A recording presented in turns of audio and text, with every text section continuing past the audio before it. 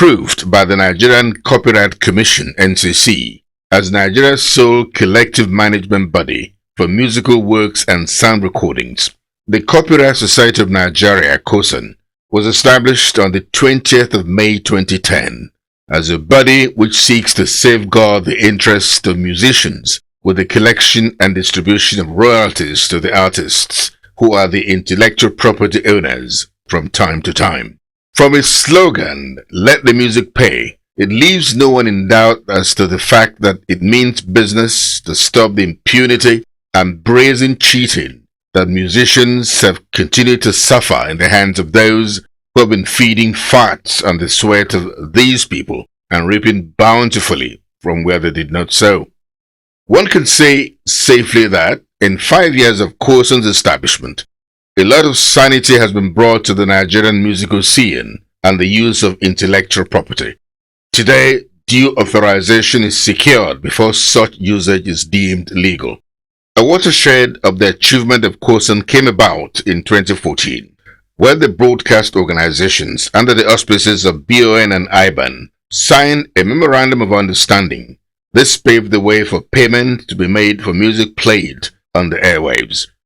With the MOU, the hospitality sector has followed suit and more sectors are joining the fray. The miracle worker in Coson is Tony Okoroji, a songwriter and performer who worked as an AR manager and producer with EMI, an international recording conglomerate. Tony Okoroji has over the years become a most respected authority on intellectual property rights. He has worked for many international agencies as a counselor and consultant. Tony Okoroji, who has taken Coson from nowhere to everywhere within 5 years, is the holder of a degree in business administration, a diploma in business and industrial law, and an advanced diploma in commercial law and practice.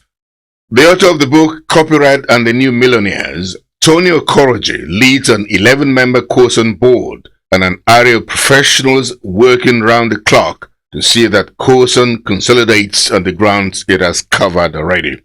The celebration of the 5th anniversary of Copyright Society of Nigeria (Coson), which took place in Lagos recently, was a clear break from the norm, almost totally silent on the razzmatazz usually associated with the celebration of such a milestone. Coson decided instead to celebrate those who have been steadfast in helping Coson to record its modest achievements in the last 5 years. Nigerian musicians who have kept the Nigerian entertainment sector bustling with life and have taken the entire world by storm were in the forefront of Coson's 5th anniversary celebration, as properly showcased in the documentary. New generation artists were on parade at Coson's 5th anniversary celebration. You and me together through the days and nights. I don't worry because everything's gonna be alright. People keep talking, they can say what they like. Oh Lord, I know everything's gonna be alright. And I come to Nigeria, I meet my Baba. Now here I'm when he sing this song to me, say, just like the sun lights up the earth, you light up my life. Oh yeah, the only one I've ever seen with a smile so bright. Yeah. Some of them lit up the stage before the synergy between Two-Face and Majek Fashek in the performance of Majek Fashek's blockbuster Evergreen song, originally done by the legendary Majek Fashek. Humanity is living in harmony. Yes, I can see brothers and sisters, them are sharing love together now. No more sorrow, no more sorrow. Holy Spirit, take over the world now. In his opening remarks, Tony Okoroji paid a well-deserved homage to the Director General of the National Broadcasting Commission (NBC) for his unflinching support to Coson's quest to see that respect and pride of place is given to intellectual property rights by users of such works. Tony Okoroji said that the NBC boss, Emeka Mba, deserves a national honor for his yeoman's efforts in that regard. Emeka Mba has shown that he is a square peg in a square hole. Where others have been afraid to try, he has moved on with courage and made a huge difference. Mr. Mba has displayed a full understanding of how the respect for intellectual property rights can have very strong positive impact on Nigeria's broadcasting, the nation's economy, and our social well-being. Emeka Mba has shown by words and deeds that he gets it. He understands that every worker is entitled to his wage, whether they are government officials, bricklayers, or artists. He was decorated with Coson Medal of Honor and a plaque. In his acceptance speech, Emeka Mba thanked Coson for the award and stated that if Nigeria's economy must be duly protected, due attention must be paid to the protection of intellectual property. I can't say much but to thank Coson and to thank my big uncle, Mr. Omar Kemakore, for accepting this challenge and for making this possible. To those who do not know, this gentleman here singularly made it possible for me to be in broadcasting, so I really honor and treasure him for all that work. The event showcased the colorful presentation of the Coson Book of Legends by heavily built, bare-skinned macho men. The Coson Book was then officially opened for the signatures of the movers and shakers of the Nigerian music scene, from generations past to the frontliners today. Two-Face Idibia was honored for being a dependable voice in the support of the rights of creativity in the Nigerian music space. The ceremony, which involved thumb printing and appendage of his signature on the Coson Book, was conducted by Tony Okoroji.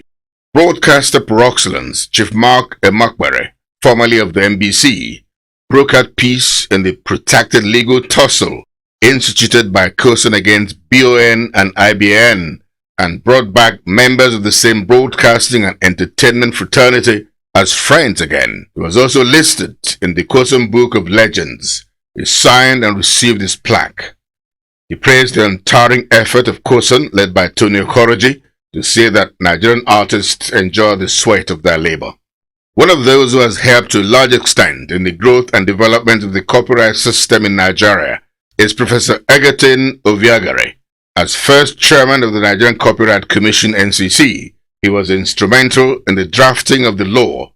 A lawyer and an outstanding teacher of law, Professor Egerton Obiagari led the Nigerian team that drafted the Nigerian Copyright Law and its first amendment. His name was registered on the Coson Book of Legends and he got a plaque. Sonny Neji was one of those earliest Nigerian artists who joined the bandwagon in pushing the Coson mantra, "Let the music pay," across the airwaves around Nigeria.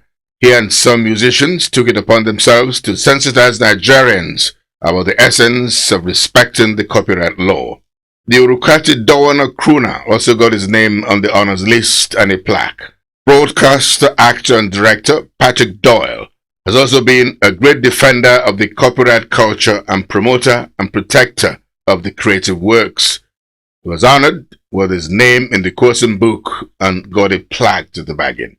The oldest and very committed member of Coson, Emmanuel Ntia, an indigene of Abak in Akwa Ibom State, is an activist who has always helped to push the interest of Coson.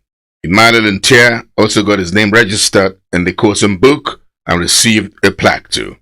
Engineer Okon Onofiok, who is the president of the Hotel Owners Forum Abuja, played a huge part in the resolution of the crisis between Coson and the hospitality industry, and this has seen the hotels joining the bandwagon to respect the intellectual property of artists by duly paying for works used by them.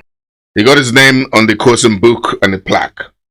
Kenny St. Brown, KSB, was undoubtedly one of the rock-solid soldiers who believed in the Coson cause, and she helped to project it relentlessly everywhere across Nigeria. In fact, at a point, her music was blacklisted on some Nigerian broadcast stations, but she remained undaunted. She got honored on the Coson Book of Legends and got a plaque. Octogenarian Chris Agilo, a revered songwriter, performer, and saxophonist who composed the evergreen Eko Gbagbere all-time great song, was also honored.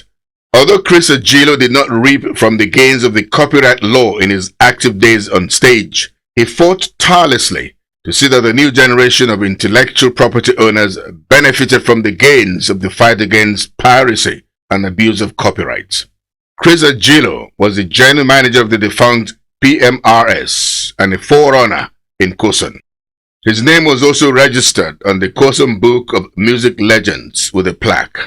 Segun Awosoya, who lives in Abuja, the federal capital, has also joined the war against the abuse of intellectual property. Segun Awosoya got his name on the honors list with a plaque. Toju Ejuiche is a renowned chartered accountant and MD of the Premier Records Limited and its subsidiary, Premier Music Publishing, with over 3 decades in the industry. He is strongly committed to the development of sound and sustainable structure of the music industry. Toju Ejuiche has helped in brokering agreement where groups' action is needed. He was chairman of the Nigerian Association of Recording Industry and former member of the Performing Mechanical Rights Society. He is also a member of the Coson board. He got his name on the Coson book and a plaque to the bargain. Edi Lawani is one man all those who want a successful technically packaged event cannot do without. As a man at the helm of affairs of the Association of Music Business Professionals, AMBRO, he has contributed immensely to the growth of the Nigerian music industry. He also got his name on the honors lists and a plaque. Patricia Ndidi Oloruntoba, who passed on the 1st of May 2014, at a time when she would have been reaping the benefits of her labor, is one of the pioneer members of staff of Coson, who endeared herself to everyone with her enchanting smiles. She was represented by her daughter, Toyin Oloruntoba. Tony Okoroji made the posthumous presentation to her. Ben Ofoeze is the chairman of Built Up Music. He served on the Coson Advisory Board and he has continued to play the role of a bridge builder among members of the Coson board. He got his name on the Coson book and a plaque. Kazie Uko, who creatively worked to entrench the Coson mantra, let the music play in the consciousness of Nigerians, heads an outfit called Scott Plus. He also got his name on the Coson roll call. Suleiman Olagoke Akimboro is one of those who stood the ground for the licensing of music works and live recording in Nigeria. The Wireless Application Service Providers Association of Nigeria, which he heads, was influential in the coming of board of Coson, a collective body to take charge of all stakeholders in the music industry. WASPN played a most important role in giving way to Coson to take responsibility of being an umbrella body of all professionals in response to NCC's demand at the time. Justin Apovi Esadi, who could break any barrier with his pen, braved all odds to see that copyright law is respected by Nigerians. He made a strong push for the respect of collective management of copyright law in favor of owners of intellectual property in Nigeria. Nnamdi Agwunobi, a Pan-African businessman who heads Green Bee Mobile, one of Nigeria's most successful mobile telephone companies, provides value-added services to mobile content organizations. Agwunobi's Green Bee Mobile started its journey in 2009 with the defunct PMRS, which is committed to the deployment of licensed content only. It helped to stamp out copyright infringement of any kind. Coson's 5th anniversary event was not devoid of performances, and this involved notable musicians. Coson's 5th anniversary cake was cut, with Tony Okoroji joined by artists and other dignitaries. Happy birthday to you. Happy birthday to you. Happy birthday, dear Coson. Happy birthday to you. From his blockbuster book on copyrights and the new millennials, which has continued to serve as a veritable compendium of tips vital in the campaign for the respect of the intellectual property rights of creative people. The irrepressible Tony Okoroji, who at only 29 as P-Man president, rebranded the organization into one that commanded the respect of people in the high-end class of society over 3 decades ago. The same way he has brought his Midas touch to take Coson to unbelievable heights in only 5 years, has just published a book titled On the Road to Change.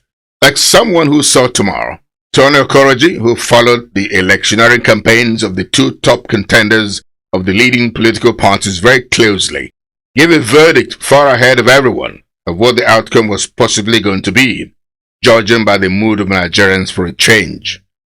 In the book, On the Road to Change, Tony Okoroji, who would have wished that former President Goodluck Jonathan, as one person who the Nigerian nation has been most kind to, did not push his luck too far by attempting the presidency of the Federal Republic of Nigeria for the 3rd time, blamed his decision to go into the elections on the praise singers that kept telling him only what he wanted to hear and not the stark reality on ground.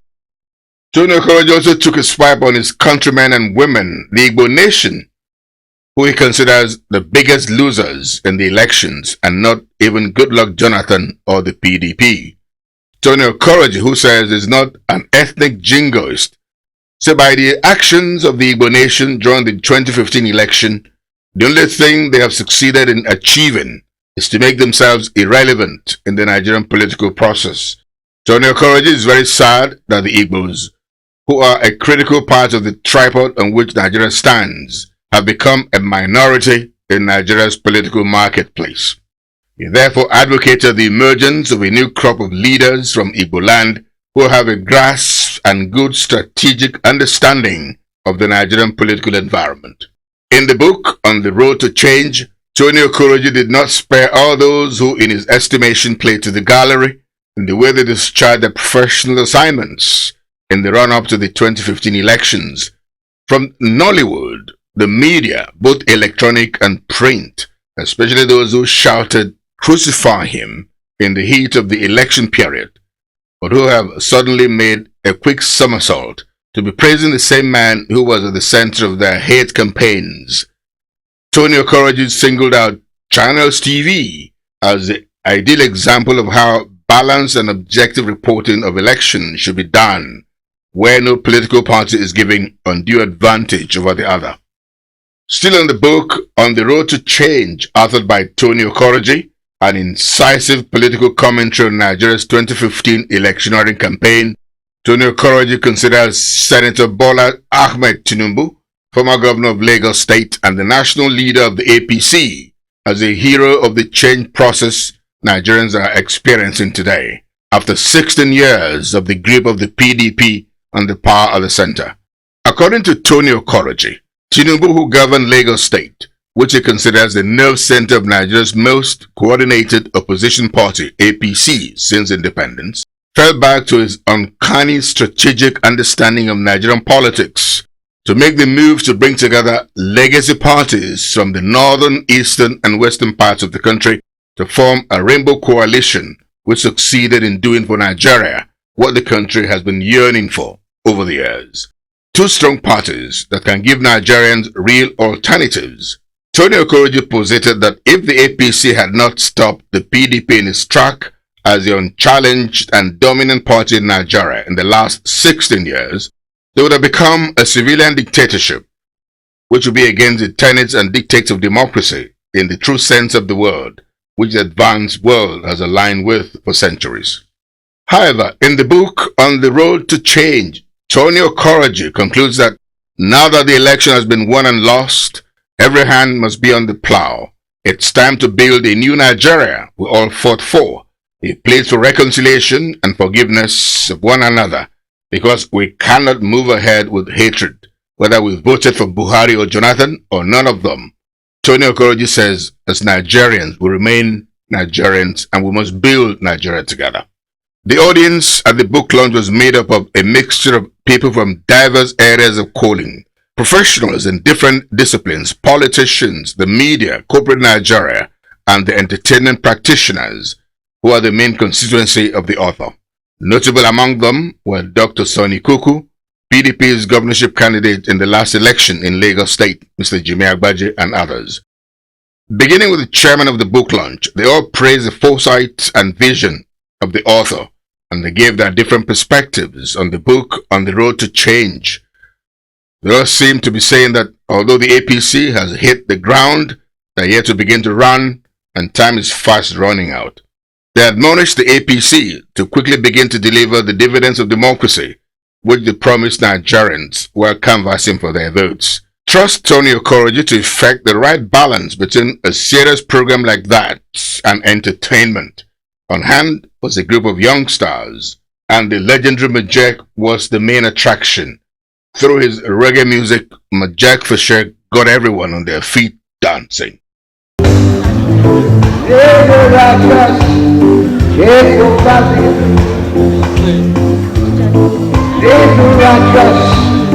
Take over the world. Let the righteous take over this wicked world. And let the workers of iniquity rejoice like the Creator. Oh Lord, righteousness. Oh Jah, your true righteousness.